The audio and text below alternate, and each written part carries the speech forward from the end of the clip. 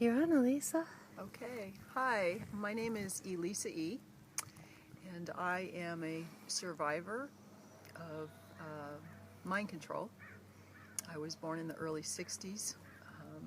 It appears that I was designed by a concerted effort group of government, military intelligence, possibly even corporate. I know that there was corporate and religious use of me following that.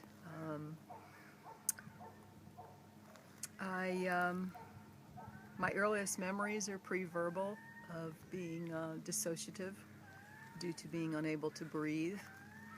That was in the crib years. And then it goes from there into being 3 years old and being in some type of warehouse or facility with some men traumatizing someone in front of me and killing someone. And they were dressed in what I call Navy denims, which is, something that's actually an official clothing of Navy members. That was 1965. And then the memories go on sporadically through childhood, adult, or adolescent, teenage, adult years. I come from a family that on both sides has Navy connections. And on one side, he wasn't in an officer position, but he did have some clearance. He worked on a facility, not in the continental U.S. It was a U.S. base, and I don't want to name it, but did have some special clearance for the work he was involved in there.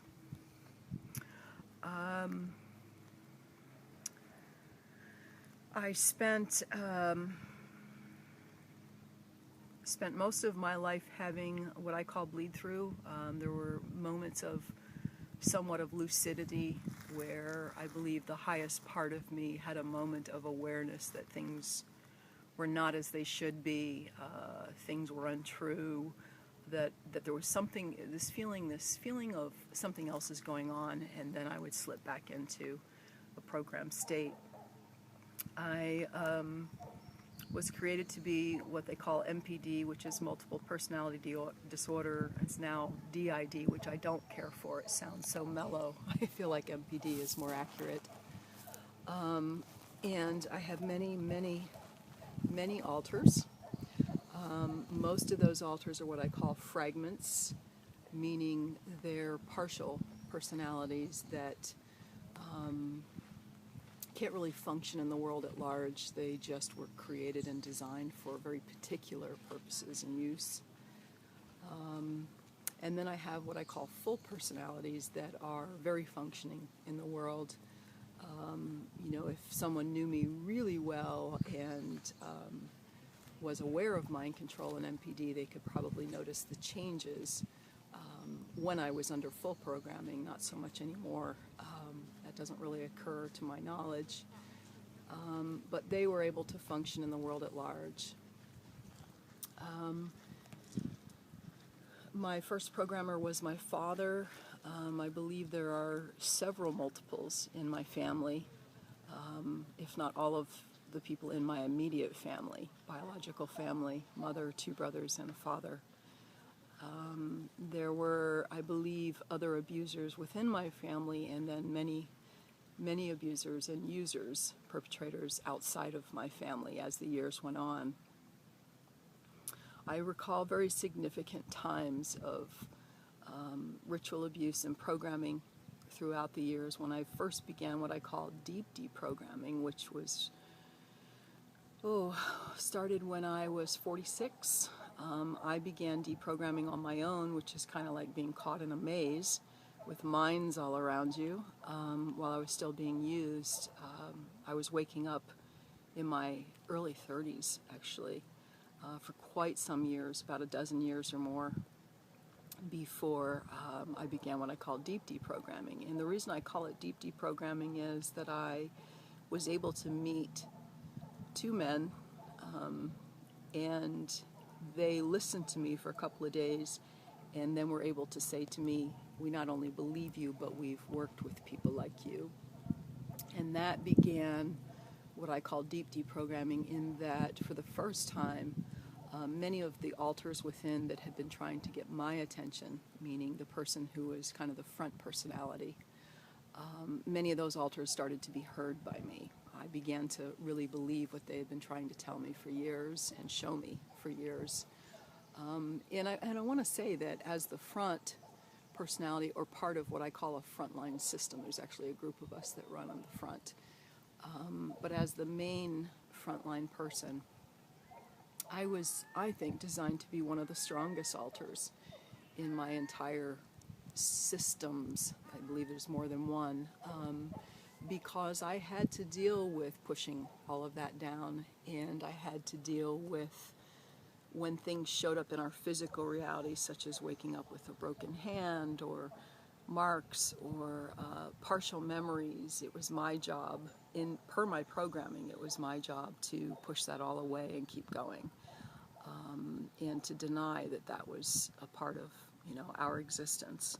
So it was really big for me to have, I was starting to believe my alters, and to have people reinforce that this indeed does exist, and it was a concerted effort on the part of some of the aforementioned to design me, that I wasn't crazy.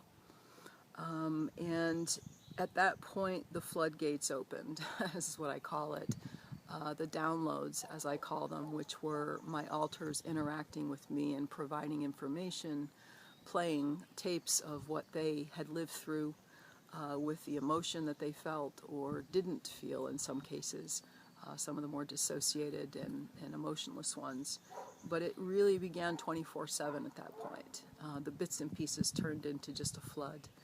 And I got a tape recorder because it was, day and night, and sometimes I would wake up in the middle of the night and just record whatever came forward, even if it didn't make sense. And with enough time of doing that, writing things down, recording verbally, pieces began to fit together. It seemed very fragmented, but pieces began to fit together, and things began to make a lot of sense. Things from the past began to make sense, from childhood, adolescence, teenage years, and on. And with enough time, it's tricky to manage the deprogramming process, because it is an assault on many of us, and particularly me, the front. It was literally an assault, and I had a hard time with some of the stuff that came forward, with a lot of it. But with time, and calling upon what I call benevolent, unconditional, creative love, those 4 words, it's just a force of creative, benevolent energy that is stronger, more powerful, life-sustaining than anything that could work against me. And by continuing to call on that, to surround me, to infuse me, to protect me, to keep me going, to guide me, with time, I began to really be able to piece our lives together. I had, at that point at 46, had been missing years, and in one case, almost an entire decade of our life. I couldn't remember anything, and it just all began to flood forward. Ironically, in a very fragmented way, but with time, a pattern began to show up, and I could get a partial memory, and then maybe 6, 8, 10 months down the road, another alter would show me a part of that memory, that alter's experience of that memory, and things began to be pieced together. It was an amazing thing for me to witness and participate in. And it's been, how long has it been? 46? It's been 7 years. I still have a hard time with chronology. I have to think about time. And that's due, I think, a lot to the programming in use. Not only because things were missing, but to explain that a lot of my alters have no sense of time and chronology. There's only now for them. And so for me, it's always just moments of now. And so even when I regain chronology, it often falls back out of place. So I've made a practice of writing everything down and recording everything and speaking it so that it will sink in more. And that's gotten a lot better with the years of deprogramming. It appears as though there was, the words are, and this comes from one of my altars, is preconception design. And I know what that means. I mean, it means preconception. So I believe there was, from that, at this point, I can't prove that, but I believe it's such a strong feeling that that perhaps there was literally, conception design. I am certain that there were alterations genetically done at some point. I don't understand the process, but that there were enhancements, not only most likely in the womb, but I know there was a period from about 28 to 33 or 27 to 33 that is still majorly blocked for me. I have a really hard time accessing it, except that I know that at that point there was a very significant, quote, enhancement, end quote, done to me, and that it had to do with a particular use of my program skill base and altars. And it appears there are many, many uses for what I call high-level slaves, and I put myself in that category because, not because of who I am so much as because who used me and had access to me. They seems to be a rather high-profile group in a very covert way, but members of military, intelligence connections, government, executive branch government connections. There's certain religious organizations, as the Mormon LDS Church, and I'm talking about in the hierarchy there. I have memories of meeting a couple of the members, and I was being introduced to them and presented to a large group of people, and there was a high-level LDS member present at that meeting and introducing me to this 150 to somewhere between 150 to 200 people. I have strange memories of being in the Scientology international location in Clearwater, Florida, working there through a company that was supposedly providing maintenance on something, but I have flashes of memory and being in rooms that we would have no business being in that facility. So there was a really, and I believe there was some corporate use, meaning there were individuals that had associations with some of the high-level people that were involved either in my behind the scenes having me programmed or hands-on. So there were some corporate individuals that I would call them, people with a lot of money that seemed to have access to me. I've only recognized a couple people, and I don't know in what way I was utilized by them. I have a lot of fragmented memories of a lot of sexual access to me, either approved or otherwise, I don't know. And it seems, as I said, they're due to having so many altars and so many different programmed and skill base, it seems there are an awful lot of uses, and some of those may just be a fragmented part is used once or twice and then it's done, but there seem to be a lot of different uses. But what I call the two main uses were sex and killing. And that still brings up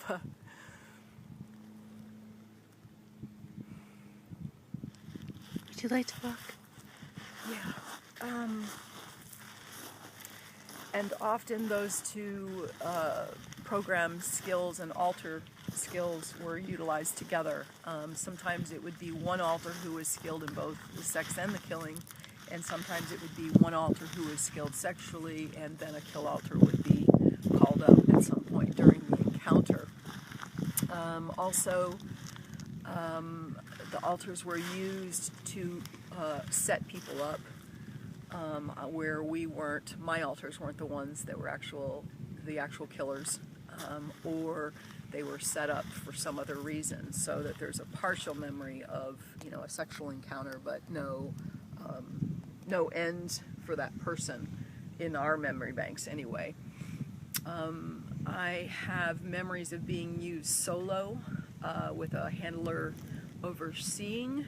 This was early. This was what I call the alpha, which was the first on-task kill for several altars were involved in the sex altars, followed by kill altars. That was at 18, meaning there was a handler present at the beginning of it. It was a casino setting, and I walk up and make contact with the target, but my handler is watching. And it's a very amazing replay for me, because my altar, bless her heart, was so connected to this person watching, and she knew she wasn't supposed to look at him very much. There's all these things that happened for her, but it's very clear that if someone had walked up to her and asked who this man was that was her handler, she wouldn't have been able to name him.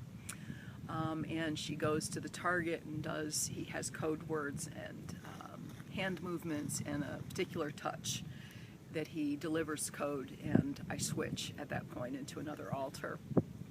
And this was, I won't go through the whole thing, but this was the first, my understanding, it was the first on-task kill without the handler present, meaning we went, myself, or I should say we, the altars went in this body up to the room with the target, and the handler stayed downstairs.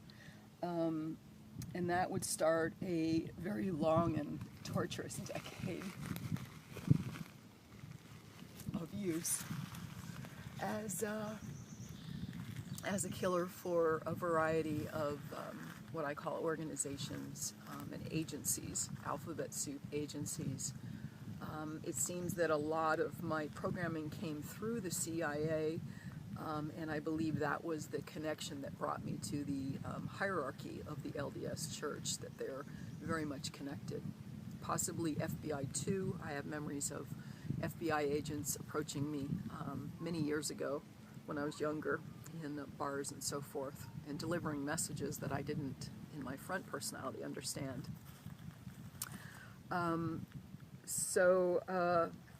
And then there's military intelligence, I believe, very much the Navy, Army officials, people that I've identified in hindsight without knowing their names and finding out, doing the research to find out who they worked for and so forth. Army, I would know I was on military bases. I don't always know my location. In other words, when the altar would present their part of the memory, I was already inside or what have you, and didn't know my location. But in one case, I know that it was MacDill Air Force Base in Tampa, Florida. I was born, I'll kind of backtrack, I was born in Atlantic City, New Jersey. Spent a handful of years there. I don't know what year we moved to Tennessee, and I know we lived in more than one location in Tennessee. And then in 1970 moved to Florida, and I believe all of those locations were in part due to our moving due to the need for programming in different sites. I spent most of my younger life in Florida, and had a lot of different handlers and so forth as of once I hit 18, 19 and began that kill use and a lot of sexual use.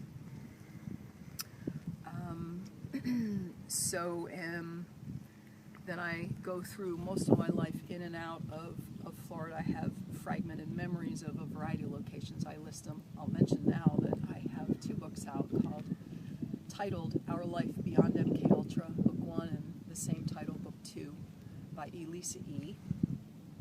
And I go into detail, a lot of detail. I took a cross-section of what I've remembered, what my altars have shown to me.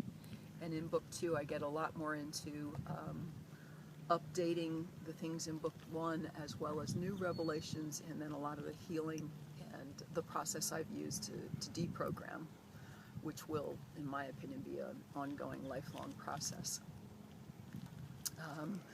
But I am now I would say, a collective of parts who wanted out, who have fought to get out, and who participate in maintaining that. And that is all led by what I call my highest self.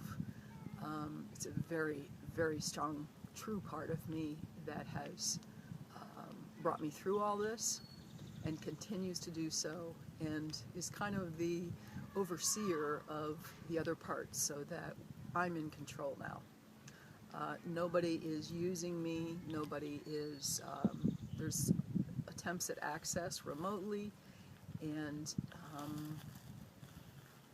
I'm thwarting all that at this point. I feel very protected in this unconditional, benevolent love energy that my higher self is very much connected to. It's a very real relationship with that.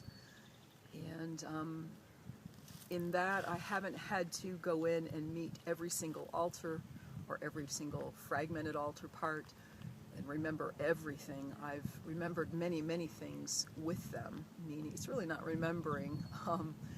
It's more like being presented, an altar's memory being presented to me for the first time, and me experiencing some part of that with that altar, being co-conscious with it, and realizing that it was our body, it was our being, but it was just a part of me that was participating in whatever is presented, or was being victimized in whatever was presented.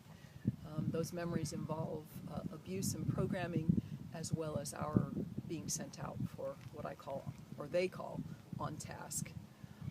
That's the words, was on task for some of the kill altars. And there appears to be approximately, at this point, I've discovered what appears to be 5 different kill altars, very different in their programming, their skill set, their mind capacity, their strength, their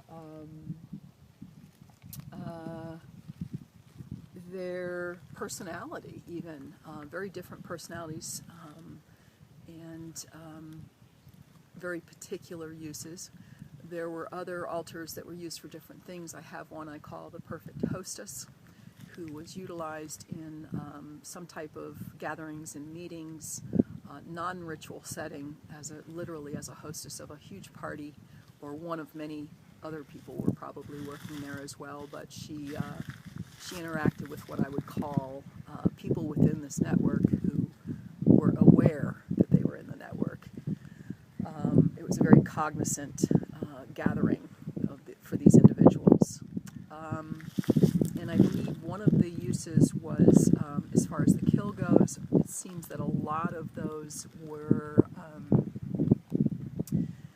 my altars being utilized to take out members of the network that were deemed, and this is her words, deemed unfit for continued use or to be part of the network.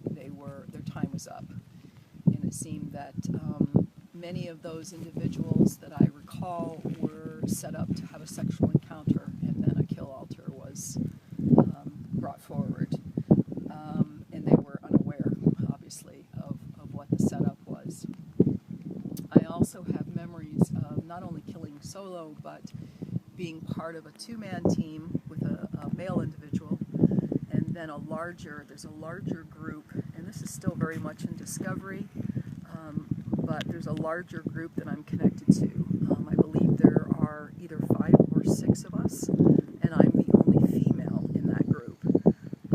And I believe that, as I said, I'm still really coming to understand that we're connected in mind through technology, that there is literally some kind of hardware somewhere that we are all connected through, living apparently, or the appearance of different lives, possibly in different parts of the U.S. We don't know that they're all even in the U.S., but that I'm connected to them like a group. And I'm not sure I really understand what that is all about, but I have a very clear memory of, I believe it's 6, because I have a very clear memory or presentation of myself standing inside of 5 guys there's some distance, and they're ironically in the shape, they're on the points of what would be a pentagram, a 5-pointed star. And I'm in the middle, and I'm thinking that I need to get out, but they're all just standing with very blank, intense, almost malevolent look to their eyes. And oh, we have a visitor. I'm not going to play ball. A cute little dog just joined us, and I guess the owner too. So we'll just, hi. He so wanted me to throw that ball. All right, so this group that I'm speaking of, I think is really important to bring in, because I think this has a lot to do with the newer versions of technology and the trauma-based, what I would call trauma-based mind control, which is what was utilized on me to create multiple personalities and subsequent alters that can be used over a lifetime. But I think this 5 points of these people, these men around me, and that we're all linked, is something to do with remote technology and mind control, and I don't understand it. I know that I'm hooked to these guys, and that the feeling in the memory of me standing in the center and wanting to leave, and they were probably standing in this 5-pointed star around me, probably a good 20 to 30 feet out, each of them. It was they weren't next to me, and I think there was some revelation about how there's distance, is what I got. There's distance between us, meaning possibly physical distance in the world around us and where they're being used, but that we're all connected, and the feeling was I didn't know how to safely get out of inside that 5 points. So that's still very much in discovery. But in addition to that, when I talk about team kills, I'm actually referring to situations where I have memory in alter of being in certain locations, working with a group, that we're all quietly working together in public places to gain access to something. One of them feels to me very much like possibly an airport setting.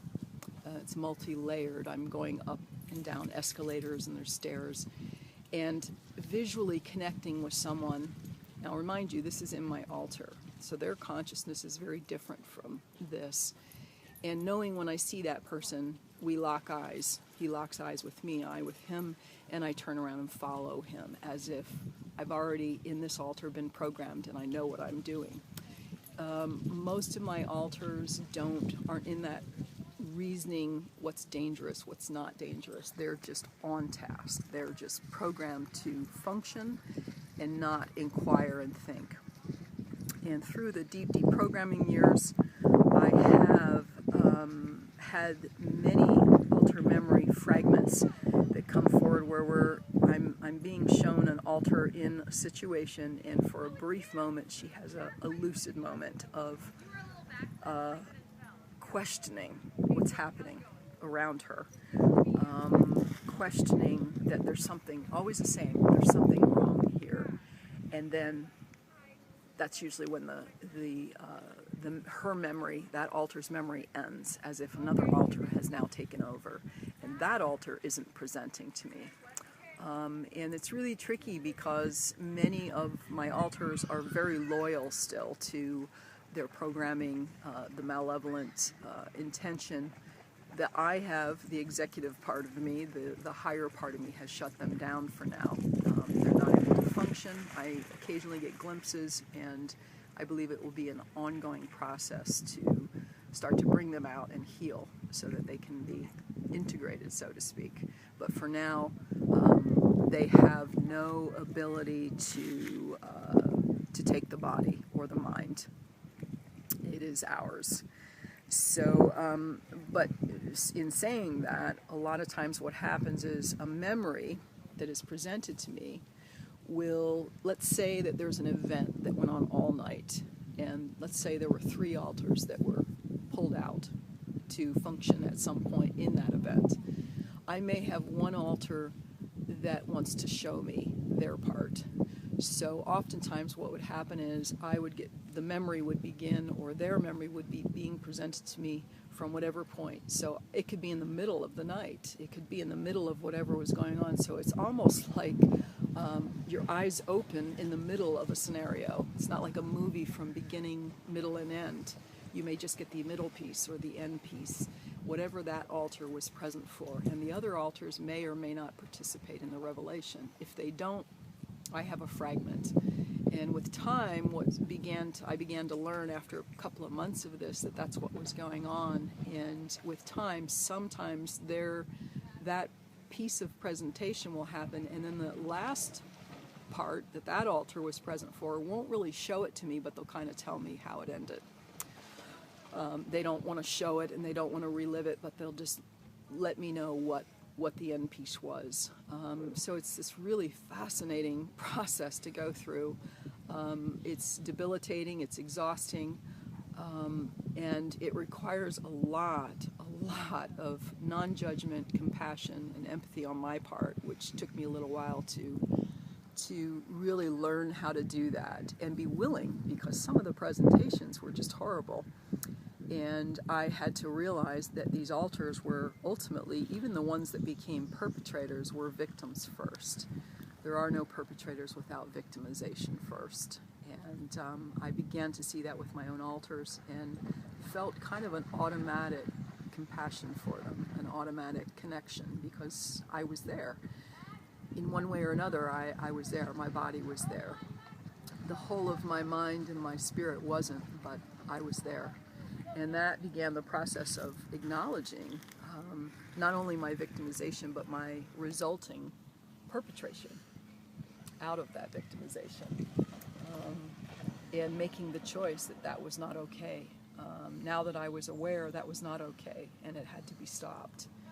And that's been, kind of the goal ever since, and it is an ongoing process.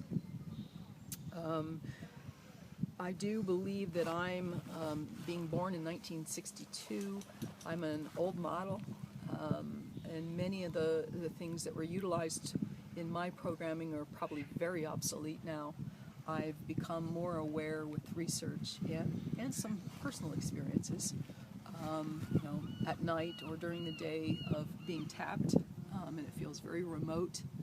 I've gotten a couple of glimpses of things that I believe, this is what I believe about them with repeated experiences. And this is not every night, this is just on occasion, that there is still some kind of accessing attempt going on, that I'm still hooked into something. Although I feel very much in control of my and our lives now, but there is nonetheless attempts at probably trying to keep me destabilized or trying to bring fear out in me, what have you, and an occasional attempt at reprogramming just to see what they can do. I think at this point I've become pretty much the tail end of the experiment, is really it. Obviously at this age they're not at all, and for many years not really at all interested in using me sexually. The kill programming, I will say this, and I've met some others, it can go on a long time. If the skill set is still there and you're still under full programming, which I am not, the kill use can go on for many years. I've met one that was quite a bit older than me, and he was sharp. Let's see, talked about the books, any thoughts on what I might go from here? Do you have any senses of smell along that trigger? I guess I'm trying to think of different triggers. Of course it could be anything, but smell just came to mind. No, that's a good one. There are actually certain smells of certain individuals that when the smell would come back, I would see the person in my mind's eye, and my front altar would remember knowing that person, but for example, not remember, think that we never had sex, or if it was someone, no, I never had sex with that person. And then the memories would start to come back in of going into altar with that person, sounds, like, for example, certain sounds that certain male individuals made during arousal, certain smells, the look of someone's fingers up close, just really remembering their fingers, and the way that person smelled, the taste of someone's mouth, like the feel and taste of kissing them, deeply kissing them, and that sense of smell. And it's very disturbing. I mean, I could be driving down the road just in my everyday consciousness and it just floods in. So a lot of those things. And as far as triggers go, the first couple years of deep deprogramming were really rough because colors, words, symbols, people could say something and just a word, and a flood of something would come up. It's like a rush coming forward. And I began to realize that even shaking, sometimes when I talk about this, it's now subsided, but I get an internal vibration. And it took me actually probably a good year and a half, 2 years to realize that was an altar trying to push forward, because it wants to say something or present something. And I did a lot of shaking in the first few years. I felt like I was vibrating all the time. And now I can just kind of go through it and subside it, because, I'm, like I said, the higher part of me and this co-conscious group of those who want it out are in charge now. So, yeah, lots of triggers. Clothing. I often find tons of reinforcement and triggers in movies and music, and I find a resonance with certain altar parts that, like to listen to certain kinds of music. I really have to have a really broad range of music and clothing, and, this one wants to dress this way today, and that one wants to dress that way tomorrow, and it's more of an indulgence at this point. It's nothing harmful, it's nothing perverse or deceitful, it's just a preference, and I can give a little play there so that they're participating, the healthier ones are participating in our life now without having to, it's not a matter of cutting them off, it's a matter of integrating them in a way that's healthy.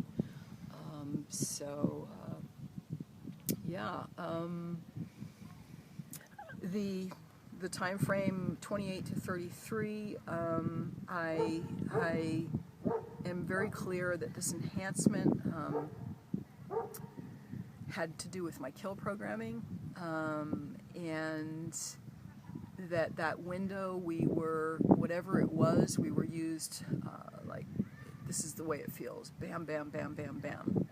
We were used, bam, bam, bam, bam, bam, in that window, and it is almost a complete blank. There's a few bits and pieces, like someone that was in my life, or a flash of memory with that person, but those are more normal, everyday memories, like things that everybody has. But the use time is, I believe, what kind of like a black hole consumed my memory of that, and I haven't been able to access it. I do feel trepidation about it, and there's reasons why that I'm not going to say on this particular piece. There are things I understand about me and what came about at the beginning of that 5-year period, and I'm not quite ready to publicly talk about that. It is in the book. It's in book 2. To the best of my ability, I'm getting more and more understanding, and I think that piece has a lot to do with that time frame. So it is coming, and then life picks up again kind of at 33, and that's when 32, 33, and that's when a lot of the memories were really being pushed into my conscious mind, but they were all long. I want to say that even as a kid, I remember things that I knew, and